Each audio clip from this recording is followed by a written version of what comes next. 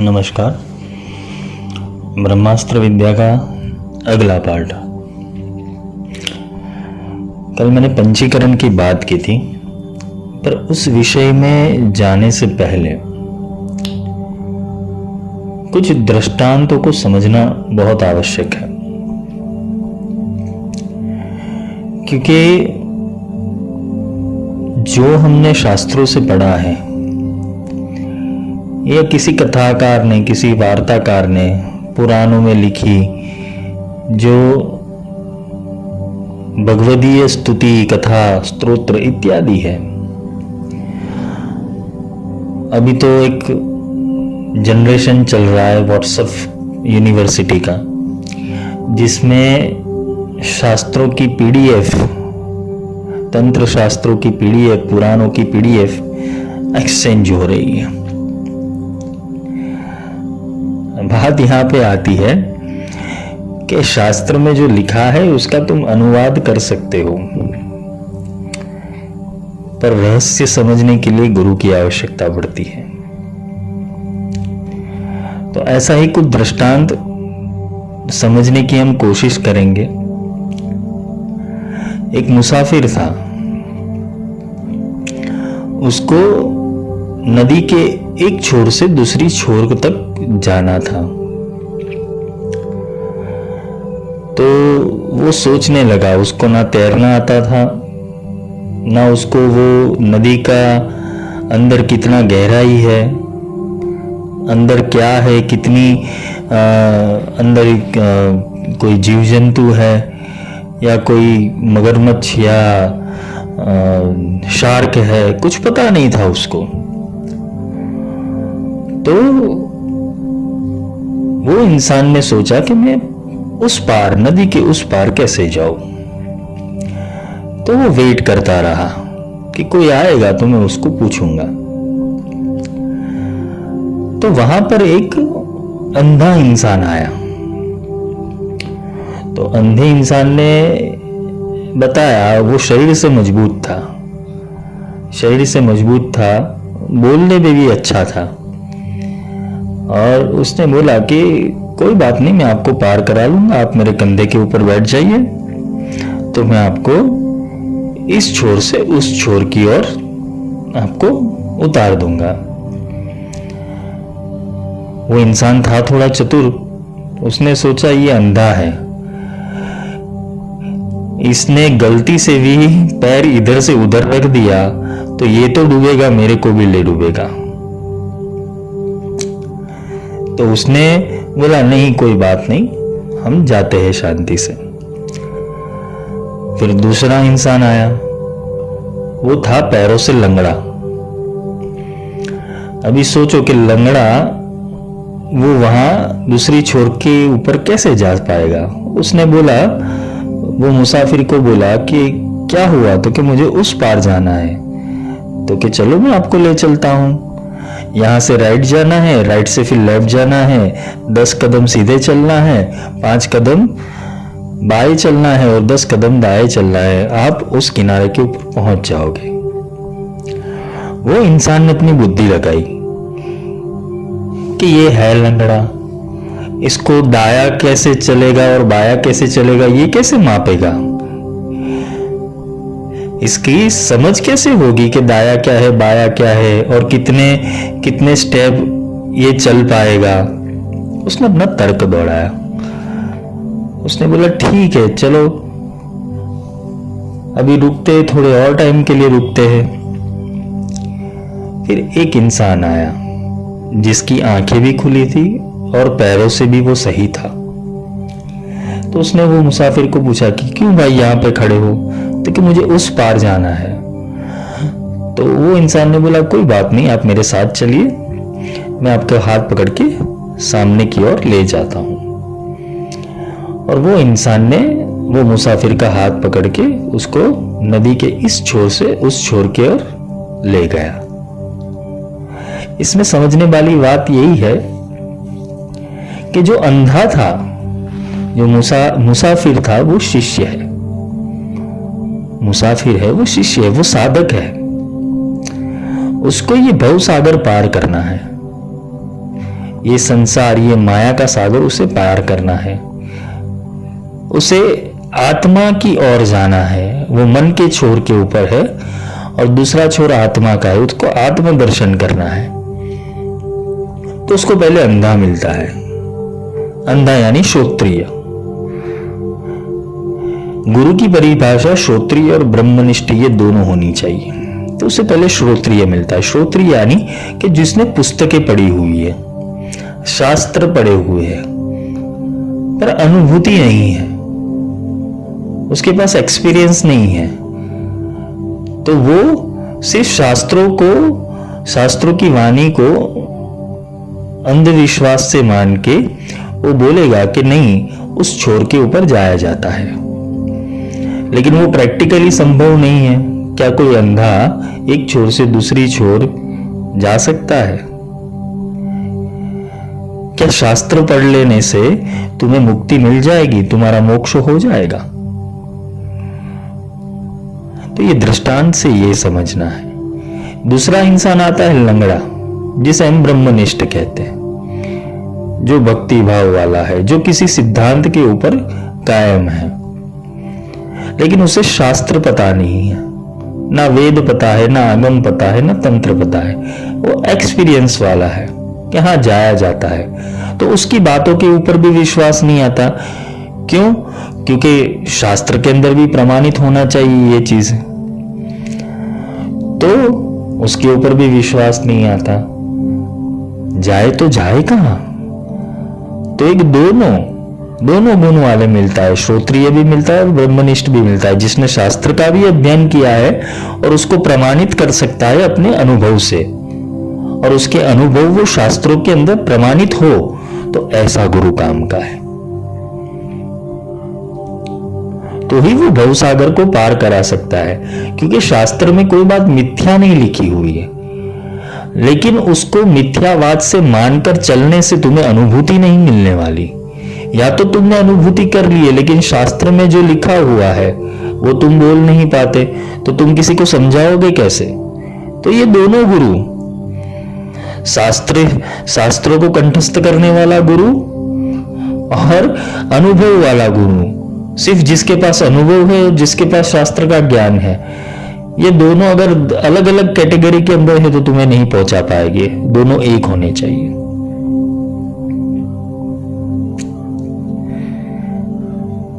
साधु उसे ही कहते हैं कि जिसके पास साधन हो, वो ब्रह्म रूपी साधन हो, कि जो तुम्हारा हाथ पकड़कर, गुरु कैसा होना चाहिए, तुम्हारा हाथ पकड़कर तुम्हें उस छोर के ऊपर अब तुम्हारी साधना पूर्ण करवाए, तुम्हें वो मोक्ष के मार्ग तक ले जाए, तब जाके कुछ बात बनती है। तो शिष्य ने गुरु से प्रश्न किया कि जन्म मरण की बात तो करते हो, लेकिन जन्म मरण से छुटकारा कैसे होगा? आखिर ये जन्म और मृत्यु है क्या? ये जन्म और मृत्यु किसकी होती है और कर्म भुगतता कौन है? ये प्रश्न बहुत ही गहरा है कि जन्म और मृत्यु किसकी होती है और कर्म कौन भुगतता है। शरीर मर जाता है तो शरीर जब मर जाता है तो शरीर को हम नहीं मान सकते कि ये करता है। आत्मा अनादिकाल से है, आत्मा का अस्तित्व हम जानते नहीं है, तो आत्मा भी करता नहीं है। तो करता कौन है? तो कर्ता वो तुम्हारा सूक्ष्म मन है, सूक्ष्म देह है, जिसके अंदर वासना संचित होती है, जिसे हम काम, क्रोध, लोभ, मोह, ईर्ष्या, निंदा, राग, द्वेष कहते हैं। तो ये जो वासना संचित किया हुआ सूक्ष्म देह है, वो कर्म को भुगतता है, वो जन्म और मृत्यु में से पसार होता है, शरीर नहीं होता है। शरीर सिर्फ माध्यम है, शरीर भी अकर्ता है और आत्मा भी अकर्ता है। तो मृत्यु की घटना किसे फेस करनी पड़ती है? सूक्ष्म देह को। जन्म किसका होता है? सूक्ष्म देह का। मृत्यु किसकी होती है? सूक्ष्म देह की। शरीर सिर्फ माध्यम है, शरीर का मृत्यु नहीं हो सकती, क्योंकि वो बिना चेतना, बिना प्रोग्राम तो रन कर ही नहीं सकता। जैसे कंप्यूटर के अंदर इलेक्ट्रिसिटी आ रही है, समझ लो वो इलेक्ट्रिसिटी वो आत्मा है, उसके अंदर प्रोग्राम ही नहीं है, तो कंप्यूटर तो डब्बा ही ना, उसको चालू करके करोगे क्या। वैसे ही तुम्हारे भीतर अगर सूक्ष्म देह है, इसलिए तो ये सारा प्रोग्राम रन हो रहा है, ये माया रन हो रही है तुम्हारे अंदर। ये जन्म मृत्यु, संकल्प विकल्प, सद्गुण और दुर्गुण, तत्व, त्रिगुण, ये सब उसके सूक्ष्म देह के ऊपर ही तो चल रहे हैं। ये सूक्ष्म देह को समझना है, क्योंकि साधक जब तक सूक्ष्म देह के विकारों को नहीं समझेगा तब तक वो छूटने वाला नहीं है, उसके गुणों को नहीं समझेगा तब तक वो छूटने वाला नहीं है, क्योंकि कर्ता हरता सब कुछ वो सूक्ष्म देह है। शरीर ना कर्म करता है, शरीर सिर्फ एक माध्यम है, और आत्मा क्या है, उसका साक्षी और दृष्टा है। जब तुम एक साक्षी और दृष्टा के अंदर उसका निधिध्यासन करके, उसका अध्ययन करके, उसका अभ्यास करके, गुरु से उसका विवेकपूर्ण ज्ञान लेके जब तुम वो सूक्ष्म देह का भी त्याग कर देते हो, क्योंकि सूक्ष्म देह को ही समझना है, इसका भी त्याग कर देते हो, साक्षी भाव में स्थित हो जाते हो, तब जाके तुम्हारी मुक्ति संभव होती है। वरना होता क्या है, पुनरपि जन्मम पुनरपि मरणम, कौन जन्म ले रहा है और कौन किसकी मृत्यु हो रही है वो पता ही नहीं चलता। रामलाल ने जन्म लिया, रामलाल मर गया।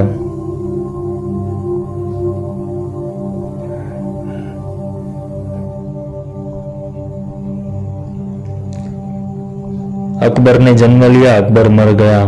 एंथोनी ने जन्म लिया, एंथोनी मर गया। कौन गया और कौन आया, ये बहुत बड़ा प्रश्न है।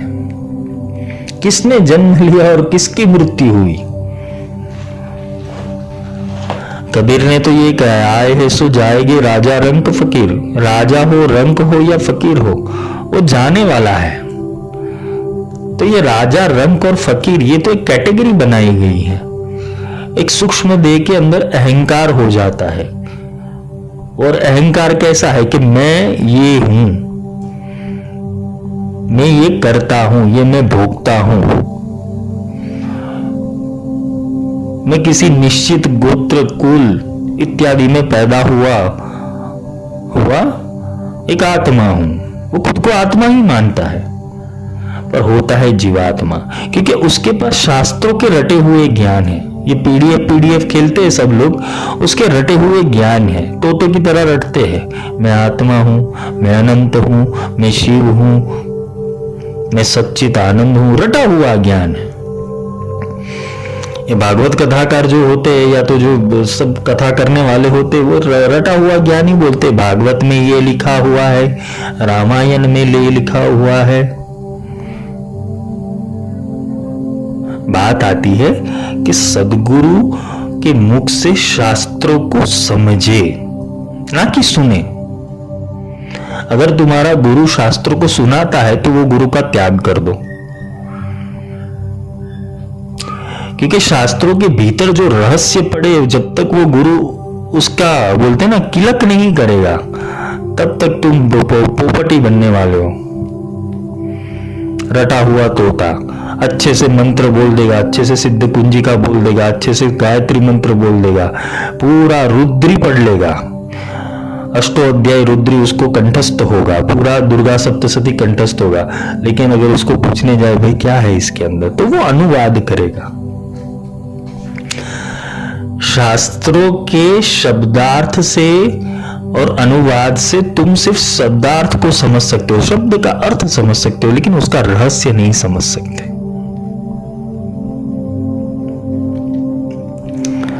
एक सेठ था, वो सेठ ने अपने जीवन के अंदर बहुत सारा धन अर्जित किया, पर उसके जो बच्चे थे वो बहुत बेकार थे। बेकार यानी कि व्यसनी थे, अलग अलग, हर एक बच्चे को अलग अलग व्यसन था। कोई स्त्री में पड़ा था, कोई दारू में पड़ा था, कोई जुगार में पड़ा था।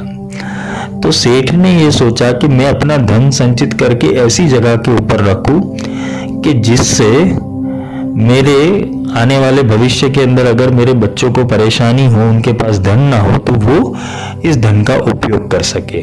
लेकिन अगर जीते जी दे दिया तो ये अपने व्यसन में उड़ा देंगे। तो ये रहस्य उसने एक किताब के अंदर लिख दिया और उसने वैखरी वाणी के अंदर लिखा कि भाई चैत्र शुक्ल पक्ष की अष्टमी के दिन जो शिव के मंदिर के अंदर मैंने खजाना रखा हुआ है, शिव के मंदिर के शिखर के ऊपर खजाना रखा हुआ है, उसमें 20 लाख अशरफिया है। ऐसा उसने बुक में लिख के वो मर गया। अब हुआ क्या, उसके मरने के बाद ये जो 4 लड़के थे अंदर अंदर पैसों के लिए झगड़ने लगे और अलग अलग जगह से लूटफाट करके पैसे ले रहे थे। उसके बाप का नाम था, इसलिए लोग क्या थे कि वे उनके ऊपर कृपा करते थे थोड़ी बहुत। पर अब क्या हो गया कि कर्जा हो गया, सबसे पैसा ले लेके कर्जा हो गया। अभी कर्जा होने के बाद उन्होंने बोला कि भाई उनके पिताजी ने कुछ तो धन रखा ही होगा, तो अपने पूरे घर की तलाशी करने लगे। तो उनको एक पुस्तक मिली, उसके अंदर लिखा था कि चैत्र शुक्ल पक्ष की अष्टमी के अंदर ये जो शिखर है शिव मंदिर का, उसमें से तुम्हें धन का खजाना मिलेगा। अब बात आई कि उन लोगों ने वो शिव के मंदिर के शिखर को हटा दिया वहां से, वो पूरे शिखर को तोड़ दिया। देखा कि भाई इसमें से तो कुछ नहीं है, पापा ने जरूर उल्लू बनाया होगा। लेकिन उसमें से एक लड़के की बुद्धि चालाक थी, उसने बोला नहीं, बाप था तो होनहार, बाप ने धन तो अर्जित किया होगा, खजाना भी रखा होगा। तो उसने एक बुद्धिमान पुरुष से चर्चा विचार रखी कि ये जो लिखा है मेरा बाप गलत तो नहीं लिख सकता था, उसने धन का खजाना तो कहीं ना कहीं रखा हुआ है। तो वो उन्होंने बोला कि तुमने ये जो शिखर हटा दिया है शिव मंदिर का, वो पहले लगवा दो, जो तोड़ दिया है वो पहले तत्काल में बनवा दो। तो वो चार बच्चों ने पूरा शिव मंदिर का पूरा जो शिखर उन लोगों ने तोड़ दिया था वो फिर से बना दिया। और फिर बोला कि तुम चैत्र जो शुक्ल पक्ष की अष्टमी है उस दिन का इंतजार करो। तो चारों बच्चों ने वो चैत्र महीने की शुक्ल पक्ष की अष्टमी तक इंतजार किया। फिर उस दिन के ऊपर उन लोगों ने शिव मंदिर के अंदर प्रदक्षिणा की और वो बुद्धिमान पुरुष उनके साथ था। और बुद्धिमान पुरुष ने बोला कि अब जाके इस जगह के ऊपर खड्डा खोदो, तुम्हें खजाना मिल जाएगा। तो वो चारों ने वहां से खड्डा खोदा और उन लोगों को वो पूरी अशरफिया सोने की मिल गई। अब बात यहाँ पे आती है कि वो बुद्धिमान पुरुष ने ऐसा तो क्या किया कि उनको जो ये 4 लोगों को नहीं मिला, लेकिन उसकी समझ में ये चीज आ गई। तो गुरु यहां दृष्टांत देके समझाते हैं कि वो बुद्धिमान पुरुष ने वो चैत्र महीने की शुक्ल पक्ष की अष्टमी की जो उसका पजल था उसको खोल दिया। चैत्र महीने की शुक्ल पक्ष की अष्टमी के दिन शिव मंदिर के शिखर जो था उसकी परछाई जहां पर गिर रही थी वहां पे धन डटा हुआ था। तो बुद्धिमान पुरुष जो था उसके दिमाग में ये बात बैठ गई कि इसका बाप तो बुद्धिमान था, ऐसा ही कुछ कार्य किया होगा। ऐसे ही ऋषियों ने शास्त्रों के अंदर सारी चीज कोडिंग की हुई है। पूरा आत्मज्ञान का खजाना शास्त्रों के अंदर, वेदों के अंदर लिखा हुआ है, परंतु ये समझाने वाला वो बुद्धिमान पुरुष तुम्हें नहीं मिल रहा है।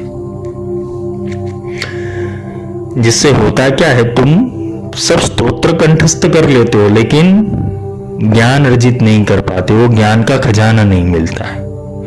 इसलिए गुरु की आवश्यकता है। इसलिए बोला है कि शास्त्र भी पढ़ो तो गुरु सन्मुख पढ़ो।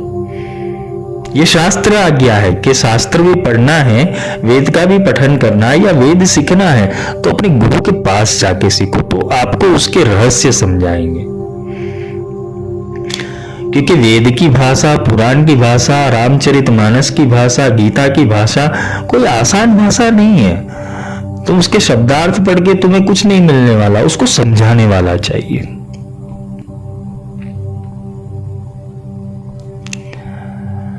इसलिए भगवान कृष्ण ने यही समझाया कि किसी तत्वदर्शी गुरु के पास जा, जो मुझे तत्व रूप से जानता हो उसके पास जा। आज लोग, ये बहुत फैशन वाले लोग जो है वेबिनार सेमिनार कर रहे हैं, फॉरेन वाले नाद ब्रह्म की साधना सिखा रहे हैं। हमारे भारतवर्ष में भी ऐसे कुछ महान पुरुष अभी ये वर्कशॉप और सेमिनार कर रहे हैं नाद की। अब मुझे ये समझाओ कि कोई बहरा होगा जो सुन नहीं सकता, उसको ये लोग कौन सा ब्रह्मनाद सुनाएंगे? और वो अगर बहरा है तो वो कैसे ब्रह्म की प्राप्ति करेगा?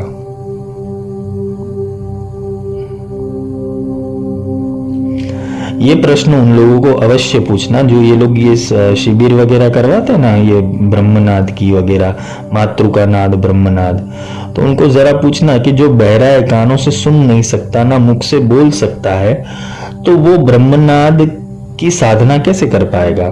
मातृका नाद की साधना कैसे कर पाएगा? क्या उसको ब्रह्म नहीं मिल सकता? उसको भगवान नहीं मिल सकता? प्रश्न पूछना, क्योंकि तुम्हारे मन में ये प्रश्न खड़े नहीं होते, इसलिए तुम 50,000, 60,000, लाख रुपया इन मूर्खों को दे आते हो। ये लोग प्रोग्राम करते तुम्हारे माइंड का। कैसा प्रोग्राम करते? एक हिप्नोटिज्म में ले जाते हैं कि ये साधना करो, मूलाधार में ये आवाज हो रही है, लम आवाज आ रही है, वम आवाज आ रही है, शम आवाज आ रही है, तुम इसकी साधना करो, तुम ऐसे मंत्र उच्चारण करो, तुम्हारे चक्रास क्लीन हो गए, तुम्हारे चक्रास जागो। ये मूर्ख बनाने की तुम्हें एक पैरवी कर रहे हैं। तुम्हारे से पैसे कैसे ऐठे जाए ना, वो उन लोगों का धंधा ही यही है, ये टोलियां घूमती है। उनको ये प्रश्न अवश्य पूछना कि कोई अंधा है, कोई बहरा है, तो उसको क्या भगवान नहीं मिल सकता? क्या सूरदास को भगवान नहीं मिला? सूरदास तो अंधे थे, कृष्ण मिला उनको। मुकम करोति वाचालम पंगुम लंघयते गिरिम यत् कृपातम हन वंदे परमानंदम महादेवम। वो माधव की कृपा से, वो हरि की कृपा से लंगड़ा भी पर्वत चल सकता है, गूंगा भी स्तुति कर सकता है। ये लोग जो आंखें बंद करके प्रकाश दिखाते, बिंदु दिखाते हैं, तो किसी अंधे को तो पता ही नहीं कि प्रकाश क्या है, तो वो क्या परमात्मा की प्राप्ति कैसे कर पाएगा? अंधे को अंधा मिला, छूटे कौन उपाय? बंधे को बंधा मिला, छूटे कौन उपाय? कर सेवा निर्बंध की पल में दे दे छुड़ाए। तुम्हारा गुरु ऐसा होना चाहिए, ये जंजालों से तुम्हें मुक्त करने वाला होना चाहिए, ना कि तुम्हें इस जंजाल में डाले। मुख से ना जपू, ना उर में जपू, ना मन में जपू मैं राम। ये सुनो, मुख से ना जपू, ना मुख से उसका जप हो सकता है, ना मन में जपू, मन में से भी उसका जप नहीं हो सकता है, ना उर में जपू, ना अंतर में से तुम उसका जप हो सकता है। राम तुम्हारा जप करे तुम पाओ विश्राम। वो परमात्मा तुम्हारा जप कर रहा है, इसलिए ये कानों से नहीं सुनाई देता। बहरा भी उसे सुन सकता है, गूंगा भी उसे बोल सकता है, और अंधा भी उसे देख सकता है। परमात्मा वो है। ये तो मूर्ख बनाने के धंधे हैं सब लोग। अरे बेचारा गूंगा कौन से मंत्र से बोलेगा, कौन से मंत्र से भगवती की आराधना करेगा? समझाओ तो सही। कालिदास को जिह्वा की प्रॉब्लम थी, वो अच्छे से बोल नहीं पाते थे। एक दिन उन्होंने काली की साधना की तो जिह्वा के आग के ऊपर सरस्वती बैठ गई और उन्होंने महाकाव्यों की रचना कर दी। अरे वो कृपा करती है, वो कृपा उतारती है, और उसकी कृपा को तुम बेच रहे हो। कोई नहीं, पतन जल्दी होगा उन लोगों का।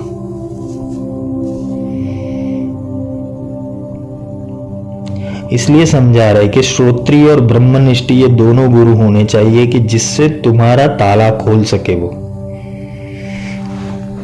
शास्त्र की बातें बोलने से, शास्त्र को अलंकारकृत करने से, बड़ी बड़ी व्याख्या करने से तुम सिद्ध नहीं हो जाते। तुम्हारे पास प्रमाण होना चाहिए। तो सदगुरु के पास ये प्रमाण होते हैं कि जो शास्त्र में लिखा है वो सत्य है, वो सत्य करके बताते हैं। तो आगे जो है उसमें पंच तत्व का जो शरीर है हमारा, जल, पृथ्वी, अग्नि, आकाश और अंतरिक्ष। पृथ्वी, जल, अग्नि, वायु और आकाश, ये पंच तत्व है। इससे हमारा पूरा शरीर बना है। और ये शरीर के 3 रूप है, सूक्ष्म, स्थूल, सूक्ष्म और कारण शरीर। ये 5 को 3 से मल्टीप्लाई करो तो 15 हो जाते हैं, और ये 5 को 5 से मल्टीप्लाई करो तो 25 हो जाते हैं। तो ये जो 25 तत्वों के अंदर का जो खेल है, ये जो क्रिकेट है उसकी, ये जो कबड्डी है, ये जो खो खो है, इसको समझ लिया तो तुम साक्षी को समझ पाओगे। और साक्षी को जैसे ही समझ लिया तो तुम ये जन्म और मृत्यु के बंधन में से मुक्त हो जाओगे। जन्म और मृत्यु के बंधन में से, और कर्मों, ये जो तुम्हारे संचित कर्म है, कि किसने प्रश्न पूछा था, ये कर्म कैसे कटते हैं? क्योंकि तुम पुण्य करोगे तो पुण्य भी भुगतना पड़ेगा, पाप करोगे तो पाप भी भुगतना पड़ेगा। कर्मों से तो छुटकारा है ही नहीं। तो कर्मों से छूटे तो छूटे कैसे? गीता में भगवान ने अर्जुन को यही कहा है कि ये जो अज्ञान रूपी अंधकार है, इसको तुम्हारे भीतर आत्मज्ञान की अग्नि के अंदर ये अज्ञान को जला दो, ये वासनाओं की काष्ठ को जला दो, ये काम, क्रोध, लोभ, मोह, ईर्ष्या को ज्ञान रूपी अग्नि के अंदर जला दो। तब जाके तुम्हारा मुक्ति का रास्ता संभव हो पाएगा। गीता के 4थे अध्याय में कुछ ऐसा आता है, ज्ञान अग्नि। तो ज्ञान मार्ग ही केवल मुक्ति प्रदायिका है, क्योंकि तुम्हें ज्ञान तो होना चाहिए, बोध तो होना चाहिए। परमात्मा के दर्शन करना या परमात्मा की अनुभूति करना सबके लिए सुलभ है, किंतु ज्ञान की प्राप्ति करके मोक्ष तक जाना यह सुलभ नहीं है। क्योंकि ज्ञान भी वही होना चाहिए कि 100%, बोलते हैं ना कि 100 टच सोना होना चाहिए ज्ञान, जिसे तुम्हारा आत्मा स्वीकार कर पाए, तुम्हारा आत्मा भी यस बोले कि नहीं ये चीज सही है। अंदर से उद्घोष होना चाहिए। तो ये देह की परिभाषा समझनी है। फिर आता है मन, बुद्धि, चित्त और अहंकार। इसको समझना चाहिए। तो इसकी समझ हम कर लेंगे। आज के लिए इतना ही। आज थोड़ा देर से शुरू किया था, इसलिए आज थोड़ा जल्दी खत्म करते। कल का जो लेक्चर होगा मैं दोपहर में ही कर लूंगा, जिससे क्या है कि पूरा जो पंचीकरण का प्रोसेस है वो पूरा समझा सकूं। पूरा तो कल नहीं हो पाएगा, लेकिन उसका काफी सारा अध्याय मैं कल ले लूंगा। आज के लिए इतना ही। जय माई की।